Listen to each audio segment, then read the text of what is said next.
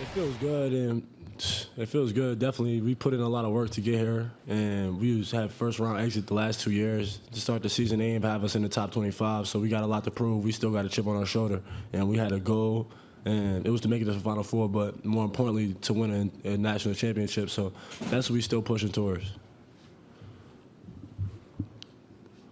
Right here. John Teitel from Hoops HD for Jordan. Gonzaga made 2 threes. You made 6. Was it just one of those things where you felt in the zone and everything was going in? I seen the first one go in. I felt good. I was getting a lot of open looks, so I was letting it fly. I knew my teammates was going to do a great job giving me the ball, so all credit to them. We're also now joined by UConn head coach Dan Hurley. Coach, congratulations. Thank you. Would you like to make an opening statement? Yeah, I just what a performance by the boys. I mean, to do what we did to a team of that caliber, a program of that caliber. Obviously, we were just playing at a super high level. But we're not. I don't think we're obviously surprised by the margin of victory, but not surprised about where we're going next because this is who we've been for a large part of the season. Questions for Coach or any of the student athletes? All right, right here in the middle. This is for kind of everyone, but throughout the game, you guys were, the energy was high with the coaches, with the staff. You were getting the crowd involved. So what is it like to go to war with like the whole University of UConn and staff and everyone? You can feel the energy. Everybody is all in. We all in, and it's a family over here. So coaches, players, managers, GAs, we all family. Cheerleaders, everybody's a family. This UConn Nation showed up. So definitely feels great to be a part of this university and really be represented on this level. Back here in the back, please. Ben Golliver, Washington Post for Coach and Andre. In the first half, Sorry, Coach and Andre, in the first half, they were kind of dropping off of you, and it seemed like maybe you guys were trying to find your rhythm early. Then you had a run of assists to your three-point shooters. Just how did you make that adjustment, and Coach, how did you unlock that as well? Yeah, I mean, we've figured that out. That doesn't work anymore. To be honest with you, it's just coaching mistakes during the season where it just took me too long to get Andre to the places where he could still be one of the biggest impact players.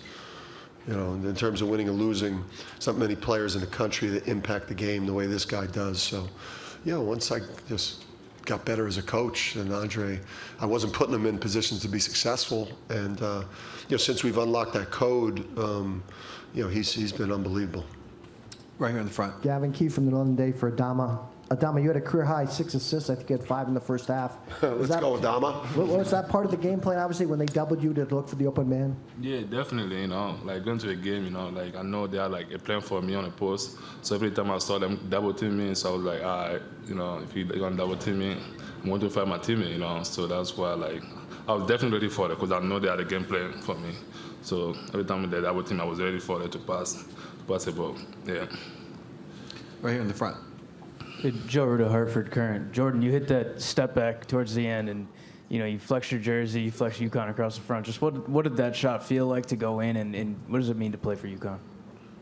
Man, it means everything. I would like to thank Coach Hurley for giving me this opportunity and just being able to play in March Madness Elite 8 games. Man, it's something you dream of, and my emotions just took all of me, and I just had to flex UConn because UConn's back.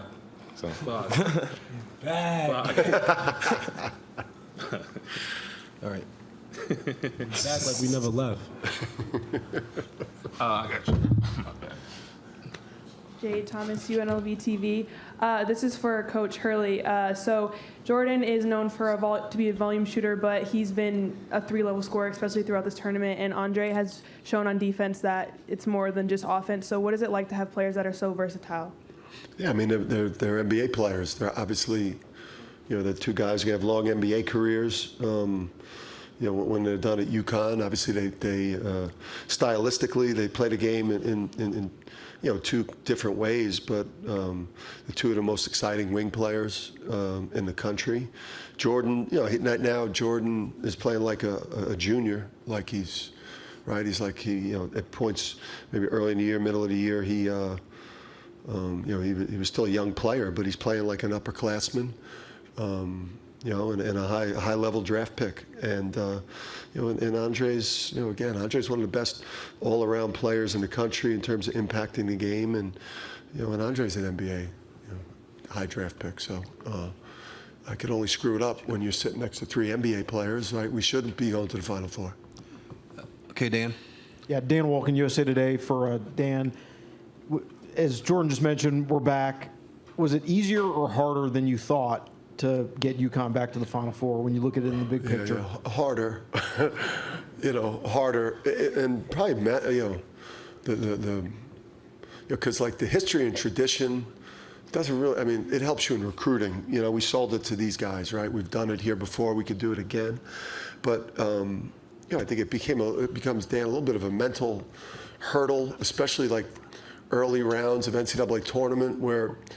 You feel like maybe the burden of the history and tradition in first round games, maybe even second round games, or it also feels like, when you're coaching at Rhode Island Wagner, you're not always getting everyone's best shot every single night, and when you play or coach at UConn, you get the other team's best shot every single night. It is their Super Bowl. So, the climb to get to this point has been real, and it's been more challenging than I thought. Brian Feldman, Adeline, Fox Sports Radio, Las Vegas.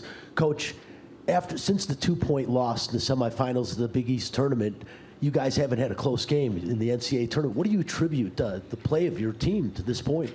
Yeah, listen, the Big East, especially if you look at the top 4 in our league, it was the best top 4, and even when Providence was playing really at a high level, it was the best top 4, top 5 of any conference in the country, and it wasn't, in my opinion, it wasn't very close. So, people were seeing us for a second time, in some cases a third time. When you play us for the first time, and we're very unique with what we have with Adama and these 2 wings, and then you're looking at Klingon coming in at 7'2", and the shooting off the bench, and we're an elite defensive team. We're a top 5 offensive team, and we generally beat the other team up on the glass. And sometimes when people are seeing us for the first time, it's overwhelming. Do you want a sports network that delivers everything that matters about the game? The highlights, the picks, the instant analysis, no yelling, no fake debates, no politics. Hit the subscribe button and never miss a moment.